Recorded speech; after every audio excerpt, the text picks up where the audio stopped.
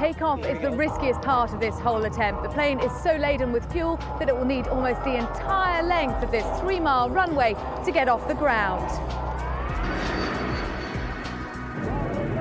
He's in the air. He's got the nose up and he's in the air. Steve Fossett has cleared the first hurdle, but if he wants to break the record, he now has to travel more than 26,000 miles in 80 hours, buffeted as he goes by a jet stream. It's an undertaking that will push him and the Global Flyer right to the edge, but then that's exactly where he wants to go. Steve Fossett and Global Flyer were up. The journey into the history books had begun. As Steve climbed to his 45,000 feet cruising altitude on his way towards the coast of Africa, the first major issue started to challenge Kevin's mission control team in Crawley. Steve Fossett's world record attempt hit technical problems on only the second day. He had to endure temperatures of 54 degrees centigrade after the ventilation system malfunctioned. I mean, with these temperatures, it's got to put some doubt as to whether he can finish this, Sean. Absolutely, Sally. You've just mentioned the circumstances that he's in there. And those circumstances are that he's just in a bathtub, basically. Nothing bigger than the size of a bathtub. He's got just 10 litres of water for the whole 3-day journey. And basically, you know, he's just enduring temperatures that none of us will ever have to experience here on Earth. Bhopal, India. And matters take a frightening twist. Turbulence. Serious turbulence. Steve knew how to use a parachute.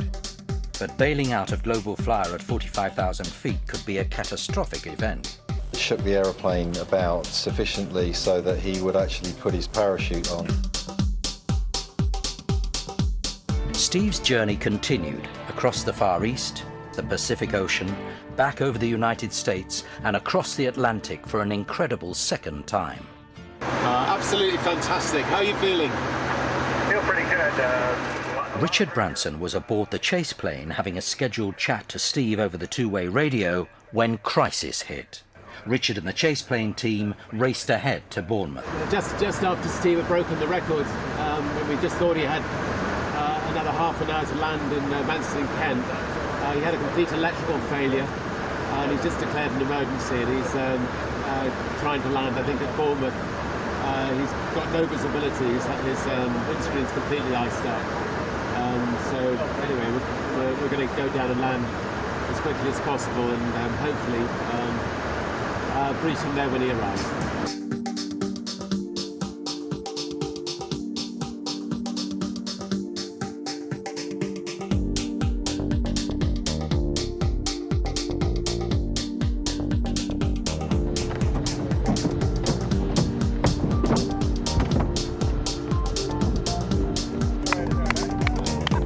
Not much of a reception except for the fire brigade. It was a major goal of mine to fly longer distance than anyone has ever flown before.